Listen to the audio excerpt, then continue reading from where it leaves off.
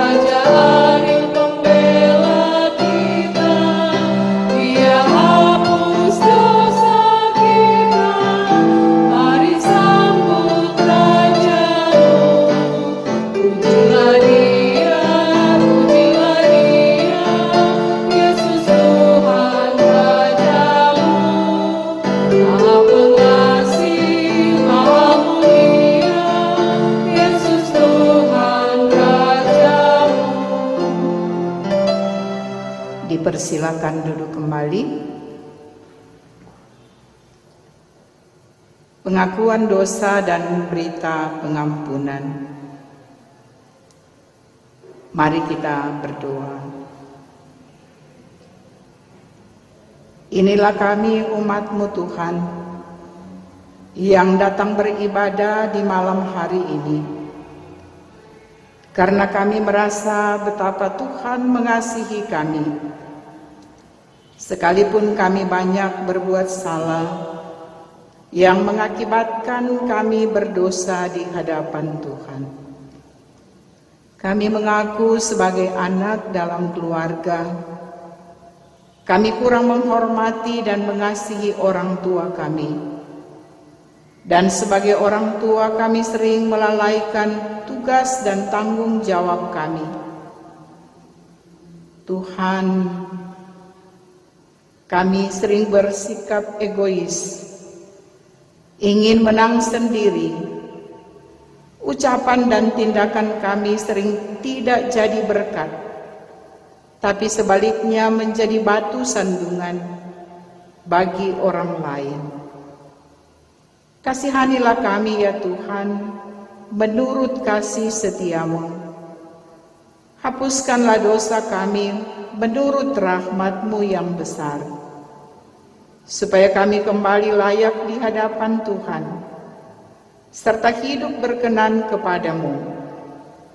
Di dalam nama Tuhan Yesus, kami sampaikan doa pengakuan dan permohonan ini.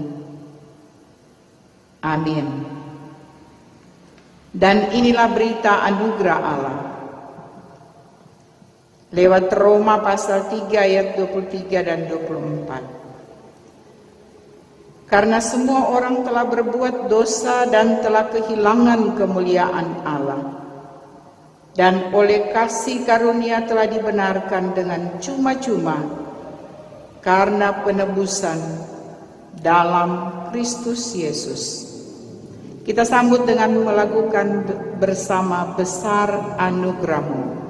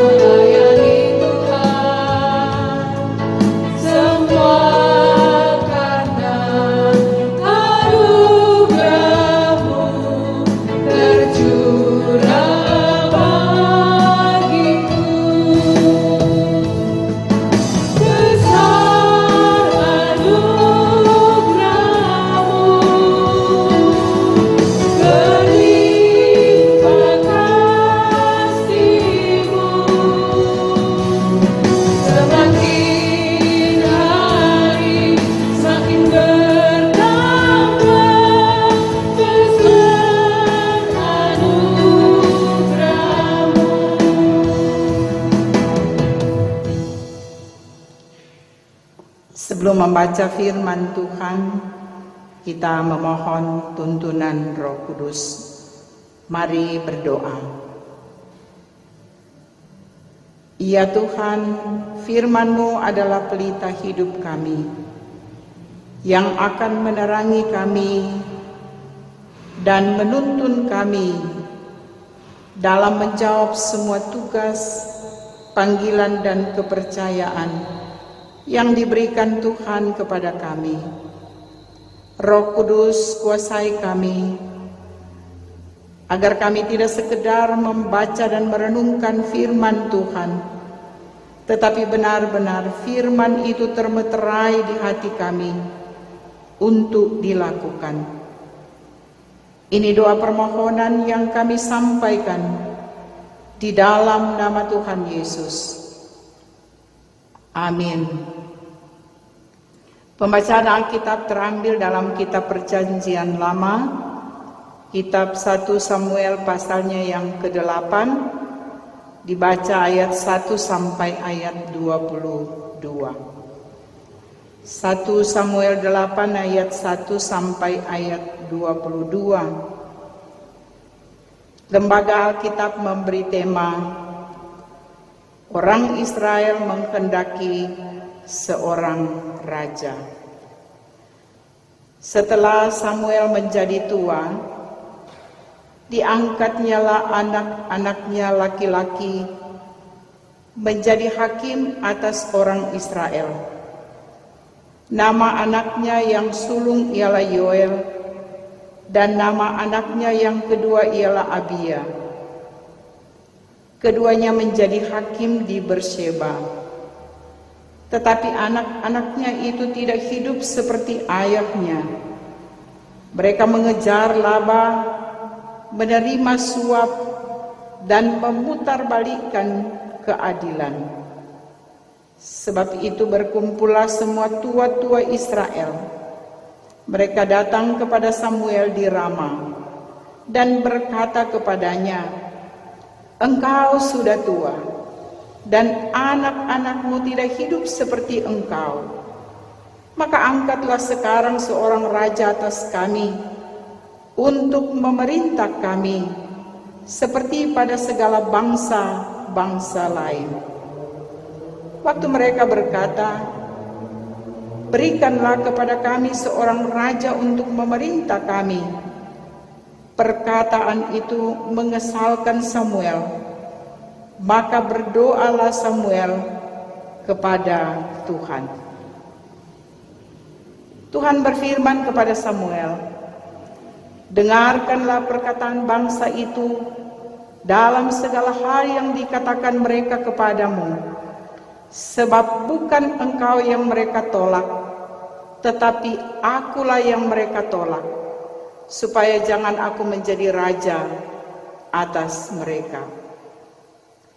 Tetapi seperti yang dilakukan mereka kepadaku, sejak hari aku menuntun mereka keluar dari Mesir, sampai hari ini, yakni meninggalkan daku dan beribadah kepada Allah lain, demikianlah juga dilakukan mereka kepadamu. Oleh sebab itu, dengarkanlah permintaan mereka, hanya peringatkanlah mereka dengan sungguh-sungguh, dan beritahukanlah kepada mereka apa yang menjadi hak raja yang akan memerintah mereka."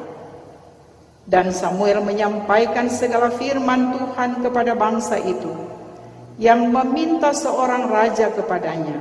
Katanya, "Inilah yang menjadi hak raja yang akan memerintah kamu itu.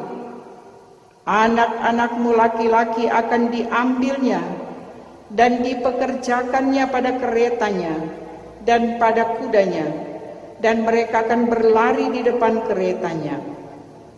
Ia akan menjadikan mereka kepala pasukan 1.000 dan kepala pasukan 50. Mereka akan membajak ladangnya dan mengerjakan penuaian baginya. Senjata-senjatanya dan perkakas keretanya akan dibuat mereka. Anak-anakmu perempuan akan diambilnya sebagai juru campur rempah-rempah, juru masak dan juru makanan. Selanjutnya dari ladangmu, kebun anggurmu, dan kebun zaitunmu akan diambilnya yang paling baik, dan akan diberikannya kepada pegawai-pegawainya. Dari gandummu dan hasil kebun anggurmu akan diambilnya 1/10, dan akan diberikannya kepada pegawai-pegawai istananya dan kepada pegawai-pegawai yang lain. Budak-budakmu laki-laki dan budak-budakmu perempuan, ternakmu yang terbaik dan keledai-keledaimu akan diambilnya dan dipakainya untuk pekerjaannya. Dari kambing dombamu akan diambilnya 1/10, dan kamu sendiri akan menjadi budaknya. Pada waktu itu, kamu akan berteriak karena rajamu yang kamu pilih itu. Tetapi Tuhan tidak akan menjawab kamu pada waktu itu." Tetapi bangsa itu menolak mendengarkan perkataan Samuel, dan mereka berkata, "Tidak, harus ada raja atas kami. Maka kami pun akan sama seperti segala bangsa-bangsa lain. Raja kami akan menghakimi kami dan memimpin kami dalam perang." Samuel mendengar segala perkataan bangsa itu dan menyampaikannya kepada Tuhan. Tuhan berfirman kepada Samuel, "Dengarkanlah permintaan mereka, dan angkatlah seorang raja bagi mereka." Kemudian berkatalah Samuel kepada orang-orang Israel itu, "Pergilah, masing-masing ke kotanya. Demikian firman Tuhan.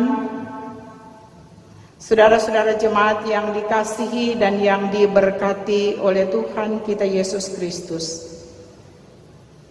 Sering dalam hidup ini kita diperhadapkan pada masalah yang menekan dan menghimpit kita.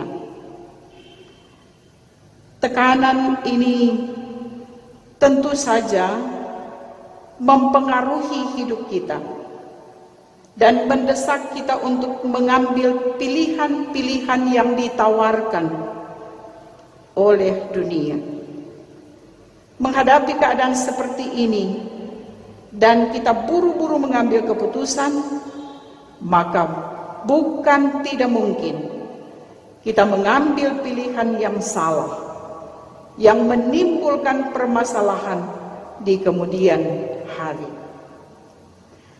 Seperti itulah yang terjadi dalam sejarah kehidupan umat Tuhan di zaman Perjanjian Lama. Sebagai umat yang telah dipilih Tuhan, Israel tidak lepas dari tantangan. Bahkan hidup mereka sering diserang dan dikuasai oleh bangsa-bangsa lain. Apa terlebih di masa-masa transisi, ketika hakim meninggal dan terjadi kekosongan, maka ini merupakan kesempatan bagi musuh untuk menyerang.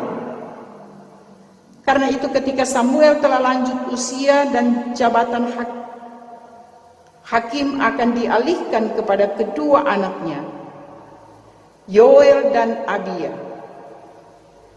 umat dan khusus para tua-tua Israel melihat ini sebagai tantangan bahkan ancaman bagi mereka. Sebab anak-anak Samuel tidak bisa diharapkan untuk menggantikan Samuel, ayah mereka. Kedua anak Samuel punya perilaku yang kurang terpuji. Mereka melakukan tindakan yang merugikan banyak orang. Jabatan hakim yang dianugerahkan Allah dimanfaatkan untuk keuntungan pribadi. Mereka menerima suap, memperkaya diri dengan mengejar laba, dan bersekongkol untuk melemahkan hukum dengan memutarbalikkan keadilan, memeras orang miskin dan membebaskan orang kaya. Perilaku semacam ini justru menjadi batu sandungan, bahkan meruntuhkan kepercayaan umat terhadap kekuasaan Allah. Anak-anak Samuel tidak hidup seperti ayah mereka. Oleh karena itu timbul gagasan sekaligus keinginan meminta raja menggantikan Samuel bagi mereka. Karena bagi mereka tanpa dipimpin oleh seorang raja, sebagaimana yang dimiliki bangsa-bangsa lain, maka mereka akan menjadi bulan-bulanan musuh mereka. Hal ini membuat Samuel kecewa. Tapi ia hanya membawa semua pergumulan dalam doa kepada Tuhan. Atas petunjuk Tuhan, Samuel harus memperingatkan bahwa dengan meminta seorang raja memimpin mereka, maka ada konsekuensi atau ada resiko yang harus mereka tanggung. Dan itu dikatakan dalam ayat 10 sampai ayat yang ke-18. Dikatakan pertama, anak laki-laki akan dipekerjakan secara paksa, wajib militer, dan anak perempuan akan menjadi pembantu untuk menyediakan makanan di istana raja. Kedua, bahwa hasil terbaik ladang dan kebun anggur dan buah zaitun serta gandum akan diambil 1/10. Begitu juga dengan kambing domba. Jadi baik yang terbaik itu akan diambil, tapi juga 1/10 akan diambil untuk diberikan kepada pegawai-pegawainya. Dan ketiga, bahwa mereka sendiri akan dijadikan budak. Tapi semua itu tidak melunturkan niat dan keinginan untuk adanya seorang raja yang memimpin mereka. Kekerasan hati umat membuat Tuhan mengizinkan mengangkat seorang raja. Dan itu dia perintahkan kepada Samuel. Saudara-saudara yang kekasih, tekanan hidup seharusnya menjadikan kita lebih dekat dan bersandar pada Tuhan. Sebab belajar dari firman Tuhan lebih khusus belajar dari Samuel, maka ada beberapa hal yang dapat kita petik. Pertama, seharusnya menghadapi persoalan hidup kita meminta petunjuk Tuhan lebih dahulu dalam menghadapi masalah. Jangan hanya mengandalkan kemauan dan pikiran kita sendiri, sebab pikiran kita belum tentu sesuai dengan kehendak dan rancangan Tuhan. Oleh karena itu, libatkanlah Tuhan ketika kita menghadapi setiap kesukaran. Ingatlah bahwa Tuhan mau campur tangan dan tidak akan tinggal diam dalam setiap masalah yang dihadapi oleh anak-anaknya. Kedua, tugas dan tanggung jawab seorang pemimpin sangatlah penting.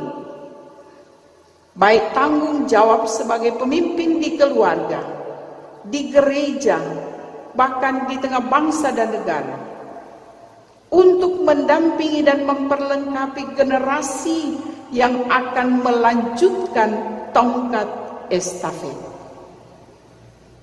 Ketiga, apapun yang kita peroleh dan miliki dalam kehidupan kita tidak membuat kita takabur dan terbuai dengan segala kenikmatan dunia yang kemudian membuat kita secara tidak langsung menolak dan meninggalkan Tuhan. Keempat, kita diajak untuk mari berjuang dan bekerja sama pada hal-hal yang Tuhan inginkan kita kerjakan bagi kemajuan dan masa depan keluarga kita, masa depan gereja kita, bagi masa depan bangsa dan negara. Amin. Mari kita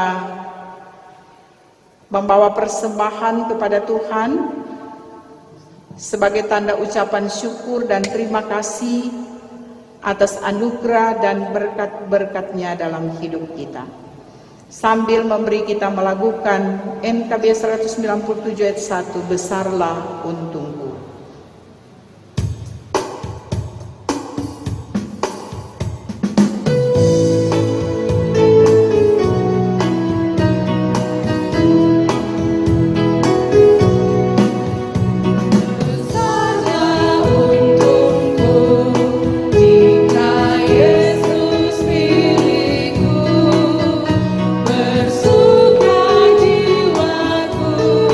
Karena damai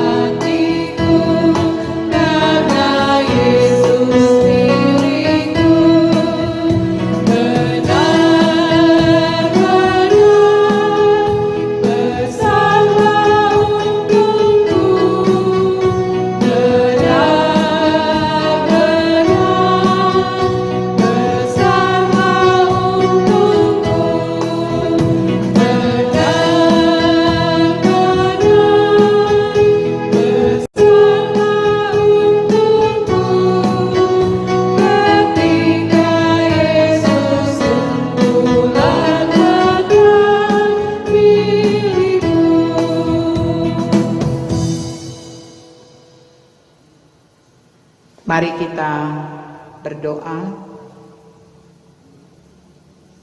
Kami bersyukur atas perkenanan-Mu Tuhan,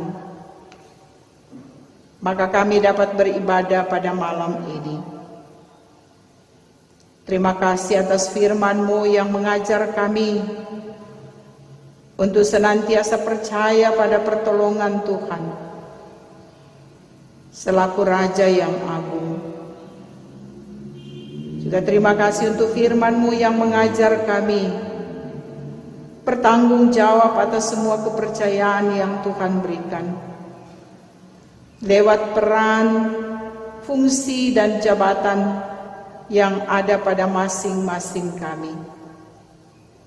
Dalam persekutuan ini, kami mau berdoa untuk mereka yang sakit.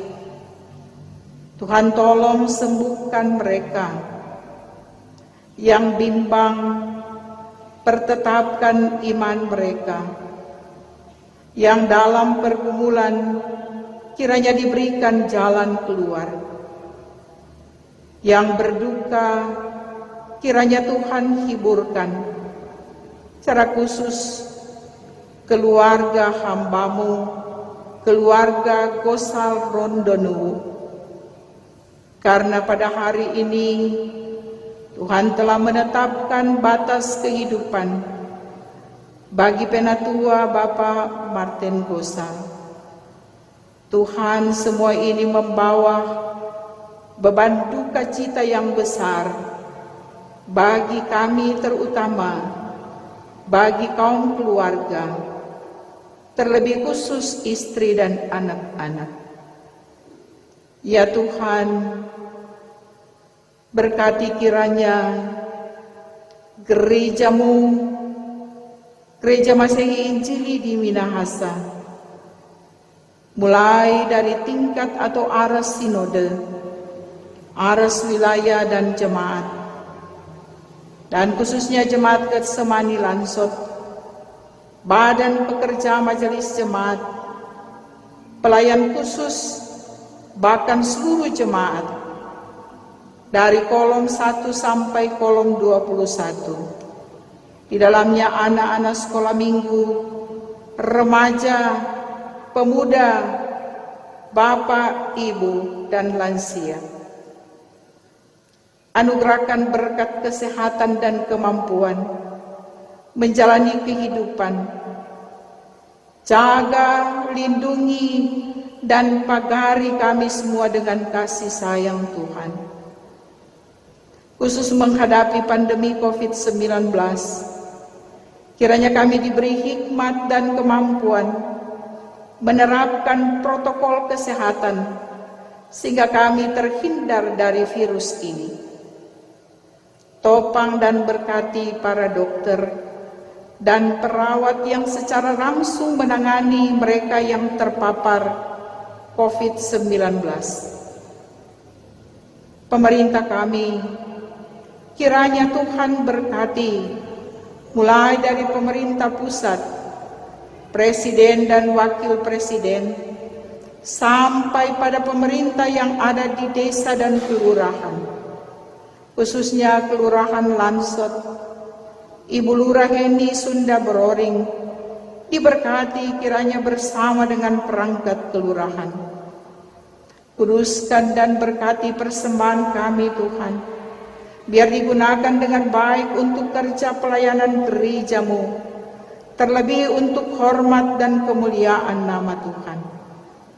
Berkati kami di setiap usaha dan kerja yang kami tekuni dan jalani, sebagai petani, pegawai, pengusaha, sopir, tukang, dan profesi lainnya yang Tuhan berikan, sesuai talenta yang Tuhan beri, agar kami boleh menikmati berkat-berkat Tuhan. Terima kasih Tuhan. Kami minta doa ini di dalam nama Tuhan Yesus, yang telah mengajar kami doa Bapa kami, yang akan kami ucapkan bersama-sama. Bapa kami yang di sorga, dikuduskanlah nama-Mu, datanglah kerajaan-Mu, jadilah kehendak-Mu di bumi seperti di sorga.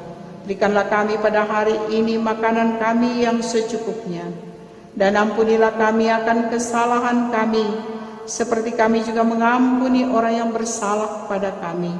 Dan jangan bawa kami ke dalam cobaan, tetapi lepaskanlah kami daripada yang jahat. Karena Engkaulah yang mempunyai kerajaan dan kuasa dan kemuliaan sampai selama-lamanya. Amin. Kita akan akhiri ibadat ini, dijemput berdiri. Kita lakukan Kidung Jemaat 436, Lawanlah Godaan.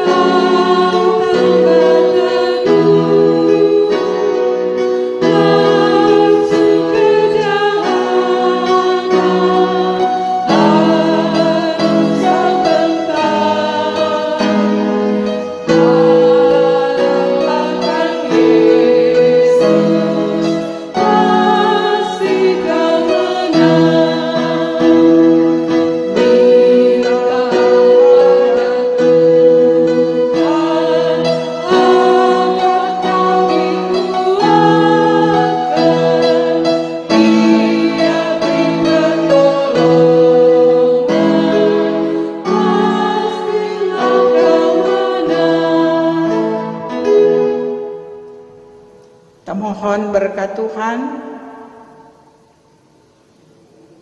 turunlah kiranya damai sejahtera dan rahmat atas kamu, dan kasih karunia Tuhan Yesus Kristus menyertai kamu sekarang dan selama-lamanya.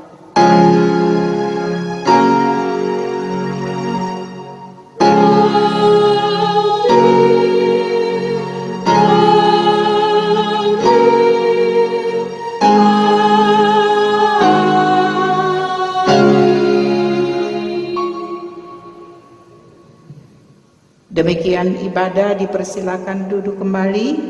Tuhan Yesus kiranya memberkati kita semua. Shalom.